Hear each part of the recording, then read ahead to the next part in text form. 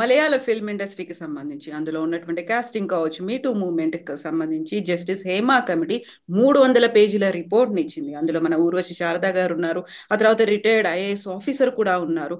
ఆ ముగ్గురు కమిటీ ఇచ్చినటువంటి రిపోర్ట్ ఎలా ఉందనుకుంటున్నారు? నిజంగా అది కేవలం మలయాళ ఫిల్మ్ ఇండస్ట్రీకి సంబంధించిందే అనుకుంటున్నారా?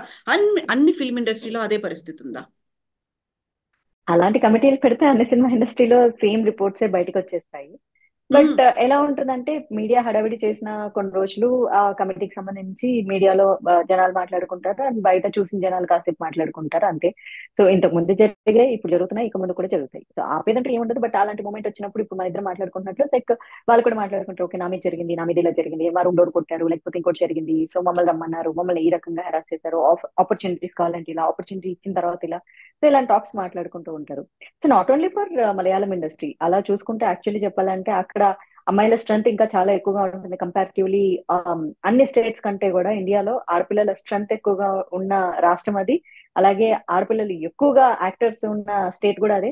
మనకు సరిపోట్లని మలయాళం నుంచే తెచ్చుకుంటూ ఉన్నారు.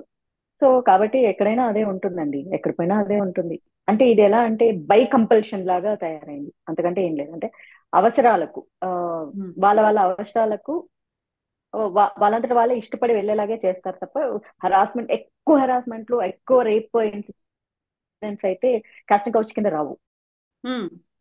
సో ఉమ్. ఇప్పుడు వచ్చినటువంటి దాంట్లో కేవలం హీరోయిన్లే కాదు, అక్కడ ఉన్నటువంటి క్యారెక్టర్ ఆర్టిస్టులు ఇంక్లూడింగ్ జూనియర్ ఆర్టిస్టులు కూడా మమ్మల్ని హెరాస్ చేశారు, ప్రాపర్గా ట్రీట్ చేయట్లేదు దగ్గర నుంచి, మాకు వాష్రూమ్ ఫెసిలిటీస్ లేవు అనే దగ్గర నుంచి, అవును. ఫుడ్ దగ్గర నుంచి, మాకు యూరినరీ ట్రాక్ ఇన్ఫెక్షన్స్ వస్తున్నాయి, ఎందుకంటే మమ్మల్ని టాయిలెట్స్కి వెళ్ళడానికి కూడా అనుమతి ఇవ్వట్లేదు, అది కిలోమీటర్ల దూరం నడిచి వెళ్ళాల్సిన పరిస్థితి వస్తుంది అనేది.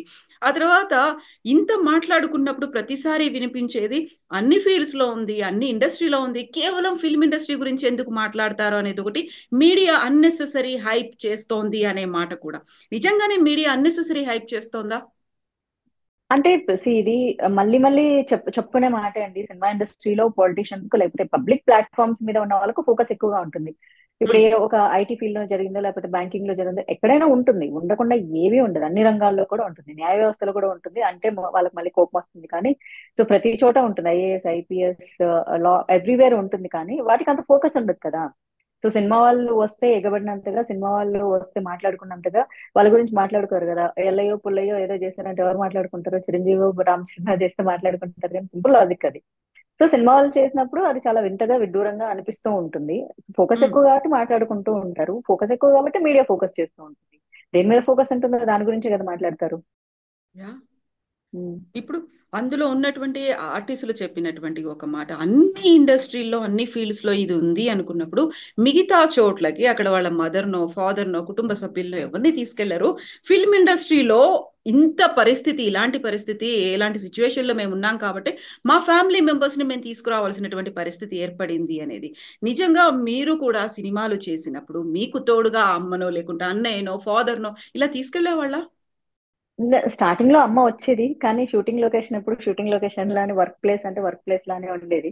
అక్కడ ఏమీ ఉండేవి కాదు. సో ఏం జరిగినా ఎలాంటివి జరిగినా పర్సనల్ టాక్స్ నడుస్తాయి, కానీ ఇప్పుడు అమ్మ పక్కన ఉంటేనో నానో అన్నో పక్కన ఉంటే ఎవరో ఏమీ మాట్లాడరు అనుకుంటే దట్స్ ఐ డోంట్ బిలీవ్. ఎందుకంటే మా అమ్మ ఒక 3 సినిమాలకు వచ్చింది, తర్వాత రావడం మానేసింది.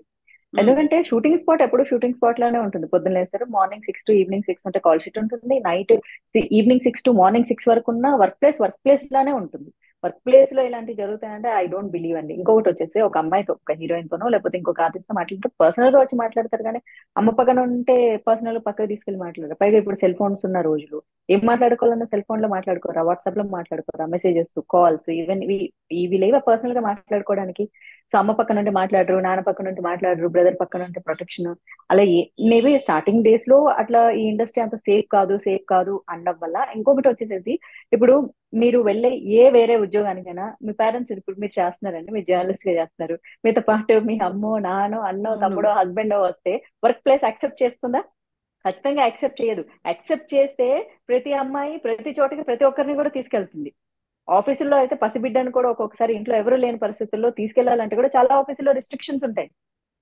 అవును. నిజంగా అలా తీసుకెళ్లే పరిస్థితి ఉంటే ప్రతి వర్క్ ప్లేస్ కి ఆడపిల్లలు వాళ్ళకి సంబంధించిన సెక్యూరిటీ కోసం తీసుకెళ్తారు. కానీ ఒక్క సినిమా ఇండస్ట్రీలోనే అలాంటి ఫెసిలిటీ ఉంది కాబట్టి అండ్ ఆ ఫెసిలిటీ చాలా గొప్పగా ట్రీట్ చేయబడుతుంది కాబట్టి వచ్చిన అమ్మకో నాన్నకో అన్నకో రాయల్ ట్రీట్మెంట్, హీరోయిన్ కి ఎలాంటి ట్రీట్మెంట్స్ ఇస్తారో అలాంటి ట్రీట్మెంట్ వాళ్ళకి ఇస్తారు కాబట్టి ఒక రకంగా చెప్పాలంటే ఆ ట్రీట్మెంట్ ఎంజాయ్ చేయడానికి వెళ్తారు అనేది 95% నిజం. ఎవరు ఏడ్చినా, ఎవరు అవునన్నా, ఎవరు కాదన్నా, హ్మ్. Heroine mother, heroine father, heroine brother, heroine మామ, ఇంకా ఇంకెవరు వచ్చినా సరే హీరోయిన్ కి ఎలాంటి ట్రీట్మెంట్లు ఉంటాయో అలాంటి ట్రీట్మెంట్లు మాత్రమే వస్తాయి. ఆ రాయల్ ట్రీట్మెంట్ కి ప్రొడ్యూసర్ కి డబ్బులు ఖర్చు యాక్చువల్లీ చెప్పాలి అంటే.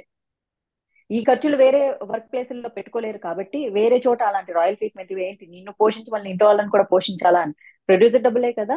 సో తినడానికి ఉండడానికి అన్ని రకాల ఫెసిలిటీస్ దొరుకుతాయి కాబట్టి సో తీసుకెళ్తారని నేను అంటాను. 5% అక్కడ ప్రొటెక్షన్ ఏముంది అసలు లేదు, వర్క్ ప్లేస్ లోకి నాట్ అలౌడ్ అంటే అన్ని ప్లేసుల్లోకి వర్క్ ప్లేస్ లో అలౌ చేయనట్లు ఇక్కడ కూడా అలౌ చేయకపోతే ఎవరు రారు, ఎవరు వెళ్ళరు. చాలా మంది సింగిల్ గా వచ్చి చేసుకోవట్లేదా? ఇప్పుడు సరే హీరోయిన్ కి వస్తున్నారు, మిగిలిన ఆర్టిస్టులు అందరికి వస్తున్నారా? రావట్లేదు కదా. ఇందాక మీరు ఒక పాయింట్ మాట్లాడారు, బాత్రూమ్స్ ఫెసిలిటీస్ ఇవన్నీ ఉండవని. నిజంగా వర్క్ ప్లేస్ లో అది చాలా చాలా ప్రాబ్లం ఉంటుంది. నేను ఒక జస్ట్ ఫ్యూ ఇయర్స్ బ్యాక్ ఒక ఛానల్ కి, ఒక రెప్యూటెడ్ ఛానల్ కి హోస్ట్ గా చేస్తున్నప్పుడు సరే హ్మ్. నాకు కార్ పెట్టారు, నాకు బాత్రూమ్ వస్తుంది అంటే ఆల్మోస్ట్ ఒక నియర్లీ 5 కిలోమీటర్స్ డిస్టెన్స్ లో నేనున్న హోటల్ ఉంది. సో అక్కడికి హ్మ్. వెళ్ళి అక్కడికి దాదాపు వెళ్ళి రావడానికి నాకు 45 minutes పట్టింది. కానీ మిగిలిన అమ్మాయిలకి లేదు. నేను అదే అడిగినాను, నా గురించి ఒకటే కాదండి పాపం అందరు అమ్మాయిలు, ఇక్కడ 12 మంది అమ్మాయిలు ఉన్నారు అని అడిగితే, మీకు ఫెసిలిటీ ప్రొవైడ్ చేశాం కదా, మీరు ఎందుకు వేరే వాళ్ళ గురించి మాట్లాడుతున్నారని వెరీ నెక్స్ట్ డే ఓహ్! క్వశ్చన్ చేశానని ఆ షో నుంచి నన్ను తీసేశారు. ఓకే. హ్మ్. ప్రతిదీ క్వశ్చన్ చేస్తున్నావు అని. హ్మ్. సో అలా ఉంటుంది. యాహ్! అలా ఎవరు ఇప్పుడు ఆపర్చునిటీస్ పోగొట్టుకోలేరు కాబట్టి క్వశ్చన్ చేయరు ఇక్కడ. ఇప్పుడు మీరన్నారు ఒక రాయల్ ట్రీట్మెంట్ అనేది ఎలా అయితే హీరోయినో లేకుంటే వాళ్ళ మా ఫ్యామిలీ మెంబర్స్‌కో ఉంటుంది అనేది, ఆ రాయల్ ట్రీట్మెంట్ అందరికీ ఈక్వల్‌గా ఉందా? అందరికి మీన్స్ యు మీన్ వేరే ఆర్టిస్టులకు లైక్ క్యారెక్టర్ ఆర్టిస్టులకు అంటారా? ఇప్పుడు అందరూ హీరోయిన్‌లు ఎవరైతే హీరోయిన్‌లు ఉన్నారో వాళ్ళందరూ నేను మా ఫాదర్‌ని లేకుంటే మా మదర్‌ని, మా బ్రదర్‌ని, మా సిస్టర్‌ని తీసుకొస్తాము అంటే అందరికీ అదే కైండ్ ఆఫ్ ట్రీట్మెంట్ ఇస్తున్నారా? లేకుంటే సెలెక్టివ్‌గా నచ్చిన వాళ్ళు లేకపోతే హ్యూజ్ డిమాండ్ ఉంది, ఎక్కువ రెమ్యునరేషన్ తీసుకుంటున్నారు. అలా కేటగరీ వైస్‌గా డివైడ్ చేసిన వాళ్ళకే ఉంటోందా? ఆ, స్టార్ హీరోయిన్ కి అంత, స్టార్ హీరోయిన్ మదరు, మా star heroine father family members కాబట్టి ఆ రేంజ్ లోనే వాళ్ళ ఎక్స్పెన్సెస్ ఉంటాయండి. సో హ్మ్. మినిమం స్టార్ హోటల్ నుంచి అయితే ఖచ్చితంగా ఫుడ్ రావాలి, ఇట్లా అంతా ఉంటుంది. అందులో అసలు తగ్గేదే లేదు. నార్మల్ హోటల్ నుంచి ఫుడ్ అయితే డెఫినెట్ గా రాదు. ఆ ఆ యొక్క ప్రొడక్షన్ హౌస్ ని బేస్ చేసుకొని ఉంటుంది ఎక్కడ నుంచి ఫుడ్ వస్తుంది అన్నది. సో నేను ఒక తమిళ సినిమాకి చేసేటప్పుడు, విశాల్ ప్రొడక్షన్ లో చేసేటప్పుడు వాళ్ళు హ్మ్. మినిమం ఎప్పుడు గ్రీన్ పార్క్ నుంచే ఫుడ్ ఆర్డర్ చేసేటోళ్ళు అనమాట. అది మేము డిమాండ్ చేసింది కదా, వాళ్ళు తెప్పించడమే స్టార్ హోటల్ నుంచి తెప్పిస్తారు అనమాట హీరోయిన్స్ కి ఇలా అని చెప్పేసి. మరి హీరోయిన్ తో హ్మ్. ఫ్యామిలీ మెంబర్స్ ఉన్నప్పుడు ఆటోమేటిక్ గా రిమైనర్ ఏం కావాలో ఆ ఆర్డర్ తీసుకొని మరీ వెళ్తారు ఏంటి అన్నది. సో చిన్న హ్మ్. సినిమా బడ్జెట్ అనుకో, వాళ్ళకి తగ్గట్లు హీరోయిన్ కి ఎలాంటి ప్రొవైడింగ్స్ ఇస్తారో సో వాళ్ళతో పాటు వచ్చిన వాళ్ళకి కూడా సేమ్ ప్రొవైడింగ్స్ ఇస్తారు అలా. ఇన్ అయితే కేస్ హ్మ్. ఏదైనా క్వశ్చన్ చేసి అమ్మాయి కోఆపరేట్ చేయలేదనుకో, ఆటోమేటిక్ గా వాళ్ళ పేరెంట్స్ కి కూడా ఏ ఫెసిలిటీస్ ఉండవు. ఎందుకంటే first of all heroine K facilities ఉండవు, అలాంటప్పుడు వాళ్ళ పేరెంట్స్ కి ఏముంటాయి? ఏ కైండ్ ఆఫ్ కోఆపరేషన్ మీరు చెప్తోంది? ఏ కైండ్ ఆఫ్ కోఆపరేషన్ అయినా, డైరెక్టర్ కైనా ప్రొడ్యూసర్ కైనా హీరోయిన్ ఫ్రెండ్లీగా ఉండాలి. ఫ్రెండ్లీగా లేకపోతే అవ్వదు. సో ప్రతి ఒక్కటి కాస్టింగ్ కౌచ్ రిలేటెడ్ మాట్లాడతానని నేనంటే అలా కాదు. సో అలా చెప్పలేను. ఎందుకంటే నేను చేసిన మూవీస్ ఇప్పుడు నా ప్రొడ్యూసర్స్ నా డైరెక్టర్స్ ఎదవాలని నేను ఇప్పుడు చాలా మంది కామెంట్ చేయొచ్చు, ఓహో ఏం నచ్చలేదు, మంచి వాళ్ళు కూడా సినిమాలు అని నేను ఎప్పుడూ అనను. సో మంచి ప్యాషన్ తో చేసే వాళ్ళు కూడా ఉంటారు. ఆ ప్యాషన్ తో చేసే వాళ్ళు, వాళ్ళకి మాకేం అక్కర్లేదు, సినిమా క్యారెక్టర్ చేస్తే చాలా అనుకుంటారు కదా.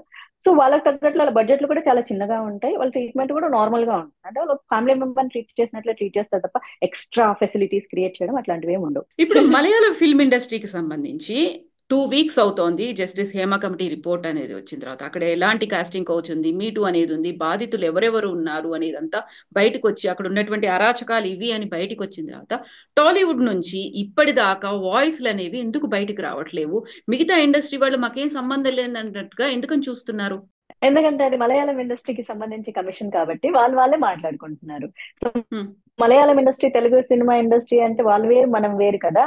సో హ్మ్. ఇక్కడ గనక మీడియా ఎప్పుడైతే హైలైట్ చేసి, మీడియా ఎప్పుడైతే ఇలాంటి విషయాల మీద ఫోకస్ పెట్టి ఒక రోజంతా మీడియా అన్ని ఛానల్స్ లో దీని గురించి కనుక మాట్లాడితే అప్పుడు ఆటోమేటిక్ గా ఎవరో ఒకరు వచ్చి మాట్లాడతారు.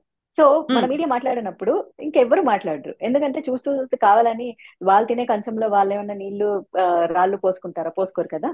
సో అలాగే అన్నమాట. సో మలయాళంలో జరిగింది కాబట్టి let them die, they don't die అని చెప్పేసి వదిలేసాను.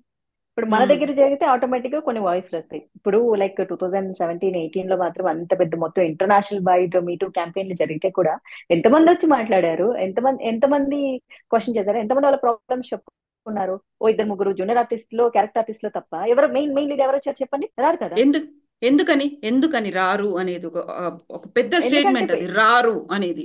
రారు అనేది వాస్తవం కదా. ఎవరు వచ్చారు చెప్పండి? 2017 లో ఎవరు వచ్చారు చెప్పండి?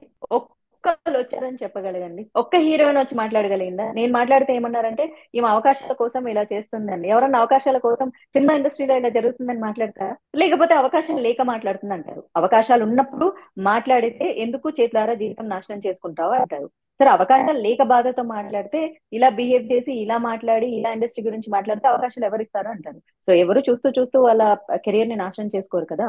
సో నేనున్న ఇండస్ట్రీలో ఇలా జరిగింది, నా ప్రొడ్యూసర్ ఇలా చేశాడు, నా డైరెక్టర్ ఇలా చేశాడు, లేకపోతే నాకు సఫకేషన్ గా ఉంది ఇక్కడ అంటే వాళ్ళకి అంతే, you die in this suffocation only అని చెప్పేస్తారు. వాళ్ళకి ఆపర్చునిటీస్ ఇవ్వరు. సో అందుకే ఎవరు ధైర్యం చేయరు. ఇప్పుడు బయటికి ఎవరూ రావట్లేదు. ఈవెన్ ఇప్పుడు మీరు చెప్పినట్టుగా 2017లో అయినప్పుడు కూడా ఒకరిద్దరు బయటకు వచ్చారు తప్ప, ఇప్పుడు నోన్ లేకుంటే ఒక మనకి వెల్ నోన్ పర్సనాలిటీస్, వీళ్ళు టాప్ ఉన్నారు అనుకున్న వాళ్ళు ఎవరు బయటికి రాలేదు, ఎవరు వచ్చి బాగా మాట్లాడలేదంటే ఇక్కడ లేదు అనుకోవాలా, లేకుంటే భయం అనేది ఉందా, అవకాశాలు పోతాయనేదా? ఏంటి అసలు రీజన్? భయం. భయం. సో మొన్న చూసుకుంటే జయలలిత గారు చాలా చక్కగా వివరించారు ఆవిడ. సో ఇప్పుడు ఆవిడ పెద్ద ఆవిడ అయిపోయారు. సో ఆవిడ మాట్లాడితే కూడా అందరూ రెస్పెక్టెడ్ గా రిసీవ్ చేసుకున్నారు, అంత ఓపెన్ గా చెప్పినందుకు. అదే నిజం. అక్కడ కొన్ని సందర్భాల్లో యాక్సెప్ట్ చేయాల్సి వస్తుంది, కొన్ని సందర్భాల్లో తప్పించుకోవాల్సి వస్తుంది, కొన్ని సందర్భాల్లో కాంప్రమైజ్ అవ్వాల్సి వస్తుంది. ఏమీ చేయలేని పరిస్థితి. బ్రతకాలి కాబట్టి, ఇక్కడే ఉండాలి కాబట్టి, ఇక్కడ అవకాశాలు మనకు కావాలి కాబట్టి ఇక్కడ వాటిని యాక్సెప్ట్ చేసి తీరాలి. ఏది అక్కర్లేదబ్బా మేము బయటికి పోయి బతుక్కుంటాము, మా బతికేదో బతుక్కుంటాం నాలాగా అనుకుంటూ వెళ్ళిపోతారు. అలా చాలా మంది వెళ్ళిపోయారు. నేను వెళ్ళిపోలేదు కానీ, బట్ దూరంగా ఉండడం జరిగింది. చాలా మంది అయితే సినిమా ఇండస్ట్రీ వదిలేసి వెళ్ళిపోయి పెళ్లిళ్ళు కూడా చేసుకున్నారు చాలా మంది హీరోయిన్స్, ఇక్కడ హరాస్మెంట్ భరించలేక. సమంత ఒకరు ఒక పోస్ట్ పెట్టారు ఆ టైంలో 2017లో, ది వాయిస్ ఆఫ్ ఉమెన్ అనేది ఒక కలెక్టివ్ గా బయటకు వచ్చారు. అప్పుడు ఏమైంది, ఒక రిపోర్ట్ అనేది మేము తయారు చేస్తున్నామన్నారు. అసలు ఆ రిపోర్ట్ వచ్చిందా, ఎవరికి ఇచ్చారు? తెలంగాణ గవర్నమెంట్ కూడా ఎందుకు ఇనిషియేటివ్లుగా దీన్ని ముందుకు తీసుకోవట్లేదు అనే మాట. గవర్నమెంట్ కే తల మీద బోల్డ్ అని ఉన్నాయి ప్రజల సమస్యలు, మళ్ళీ సినిమా వాళ్ళ సమస్యలు కూడా గవర్నమెంట్ నెత్తనేసుకునేంత ఓపిక మనకి లేదు. సినిమాటోగ్రఫీ మినిస్టర్ ఉంటారు, ఎందుకుంటారో ఈ రోజు వరకు. మరి సినిమా ఇండస్ట్రీలో ఉండే ప్రొడ్యూసర్లకు, డైరెక్టర్లకు, హీరోలకి, వాళ్ళ ఆస్తులకి, వాళ్ళ ప్రొటెక్షన్ కి పనికొస్తారే తప్ప ఆడపిల్లలకైతే సినిమాటోగ్రఫీ మినిస్టర్ అయితే ఏ రకంగా పనికిరారు. ఇంకా ఆ సినిమాటోగ్రఫీ మినిస్టర్ పాపం ఆడపిల్లని ఏమీ అనకపోతే అదే మహా ఆనందం, మహా సంతోషం అని చెప్పేసి అమ్మాయిలు అనుకోవాలి తప్ప అంతకంటే ఏం లేదు. మలయాళ ఫిల్మ్ ఇండస్ట్రీకి సంబంధించి ఒక పవర్ మాఫియా అనేది ఏర్పడింది. అది ఓన్లీ ఫిల్మ్ ఇండస్ట్రీనే కాదు, అటు పొలిటీషియన్స్ ని ఇటు గవర్నమెంట్ ని కూడా అది గుప్పిట్లో పెట్టుకునేంత మాఫియా లాగా ఉంది. ఆ పవర్ అనేది ఉంది అనేటువంటి ఒక స్ట్రాంగ్ స్టేట్మెంట్ అనేది కూడా ఆ రిపోర్ట్ లో కనిపించింది. ప్రతి ఒక్కరూ అదే చెప్తున్నారు. సో ఇప్పుడు ఒకవేళ ఇలా తేనె తుట్టని ఏమైనా కదిలిస్తే మొత్తం అంతా ఒక స్ప్రెడ్ అయిపోతుంది, ఒక కదలిక అనేది వస్తుంది అనే భయమా? పర్లేదులే, ఇలాంటివన్నీ ఏళ్ల తరబడి ఉన్నాయి, మనకంటే ముందు వచ్చిన వాళ్ళకి ఉన్నాయి, మనము ఫేస్ చేస్తున్నాం, నెక్స్ట్ కూడా ఇలా వస్తోంది, పర్లేదు చూసి చూడనట్టు వదిలేద్దాం అనే ఒక ఫీల్ ఉందా? మీరు సమాధానాలు మీ రెండు క్వశ్చన్స్ లో మిక్స్ చేశారు. ఒకే క్వశ్చన్ లో మీరు రెండు సమాధానాలు చెప్పారు. యాక్చువల్ రెండు రెండు అందులోనే ఉన్నాయి. అంటే ఇప్పుడు కదిలిస్తే కొన్నాళ్ళ పాటు జనాలు మాట్లాడుకుంటారు, పరువు పోతుంది, రెప్యుటేషన్ మ్యాటర్స్ అని చెప్పేసి గమ్మున ఉంటారు. రెండోది వచ్చేసి తరతరాలుగా చూస్తున్నా బాబా, బ్లాక్ అండ్ వైట్ వచ్చింది, తర్వాత ఈస్ట్మన్ వచ్చింది, తర్వాత రెట్రో వచ్చింది, తర్వాత కలర్ వచ్చింది, ఇప్పుడు ఏఐ కూడా వస్తుంది. This is quite natural. ఈ సమాజంలో ఇది జరుగుతూ ఉంటుంది, దీన్ని ఎప్పుడూ ఆపలేడు. మాఫియాలాగా గుప్పిట్లో పెట్టుకున్న పాలిటిషియన్స్ దగ్గరికి వెళ్ళు, మాఫియా దగ్గరికి వెళ్ళు, వాడి దగ్గరికి వెళ్ళి, వీడి దగ్గరికి వెళ్ళని హీరోయిన్ ప్రొడ్యూసర్ పంపించినా మా సినిమానే కాదు వాళ్ళ దగ్గరికి కూడా వెళ్ళని అది ఎవరు ఏమీ చేయలేని పరిస్థితి. బికాస్ ఇది తరతరాలుగా వస్తూనే ఉన్నది. ఇది రాజుల కాలం నుంచి ఆడదాన్ని విలాస వస్తువుగా భావించారు, ఇప్పుడు కూడా భావిస్తున్నారు.